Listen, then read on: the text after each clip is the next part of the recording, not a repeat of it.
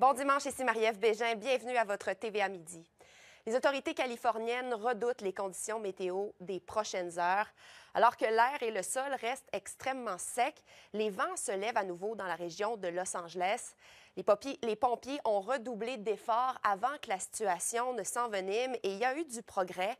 L'un des 4 feux qui fait rage, le feu Kenneth, est maintenant maîtrisé à 100 et l'incendie Eaton est désormais contenu à 27 par rapport à 15 hier.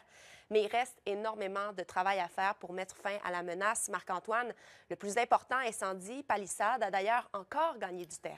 Oui, exactement, Marie-Ève, parce que vous l'avez dit d'entrée de jeu, les vents se sont remis de la partie, ce qui attise les flammes, complique le travail des pompiers à contenir ce brasier, qui est important, qui s'est étendu au cours de la nuit dernière. Vous l'avez dit d'entrée de jeu, Palisades, qui s'est étendu d'environ 1000 hectares depuis que cet incendie s'est déclaré au cours des derniers jours. On en est à environ 23 500 hectares brûlés. Somme toute, les pompiers ont réussi à contenir la propagation des flammes pour le moment, qui menaçaient entre autres le quartier Brentwood, là où se trouvent des maisons qui valent plusieurs millions de dollars, mais aussi UCLA, l'Université de la Californie à Los Angeles. Je vous en parlais hier, 46 000 étudiants qui sont là-bas, qui demeurent toujours sur un pied d'alerte, alors que les menaces d'un ordre d'évacuation sont toujours en cours.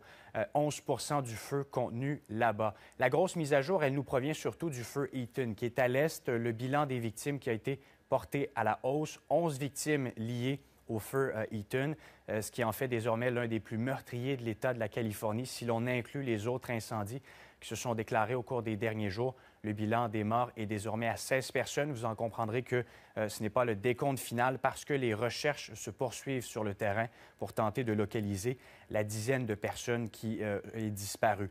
La bonne nouvelle, vous l'avez dit, Marie-Ève, c'est que le feu Kenneth est désormais contenu à 100 n'est pas éteint, mais est désormais encerclé par les pompiers, tout comme le feu Lydia. Pour ce qui est du feu Hearst, il est contenu à 89 et il y a une mince lueur d'espoir. D'ici la fin de la semaine, on attend une baisse des températures, une augmentation de l'humidité, également les vents qui vont se calmer et on attend peut-être une pluie légère, mais en ce moment même, la situation demeure dangereuse. Écoutons.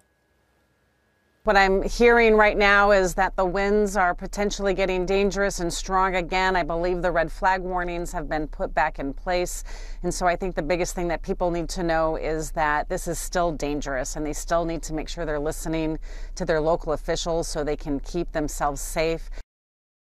Et pendant ce temps, Marc-Antoine, Donald Trump, lui, continue ses attaques à l'égard des autorités californiennes. Oui, exactement, sur son compte Truth Social, plutôt aujourd'hui, qui parle des autorités comme étant tout simplement incompétents, qu'ils n'ont aucune idée de la manière de les éteindre. Des milliers de magnifiques maisons ont disparu, beaucoup d'autres seront bientôt perdues.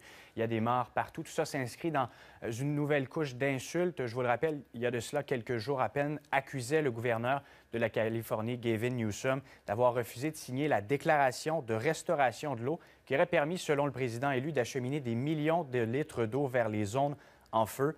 M. Newsom a balayé du revers de la main ces accusations, parle d'une déclaration fausse de science-fiction. Donald Trump est même allé jusqu'à demander sa démission. Et vendredi, Gavin Newsom, lui que vous voyez à l'écran, a écrit une lettre au président élu, l'invitait à venir sur le terrain. Pour le moment, Donald Trump n'y a toujours pas répondu. Je vous le rappelle, Donald Trump avait visité la Californie en 2018 lors du feu Camp, le plus meurtrier de l'histoire de l'État. Maintenant, on verra au cours des prochaines heures, prochains jours, s'il ira faire son tour là-bas à Los Angeles. Oui, en tout cas, l'invitation est lancée. Oui. Merci, Marc-Antoine. Au revoir.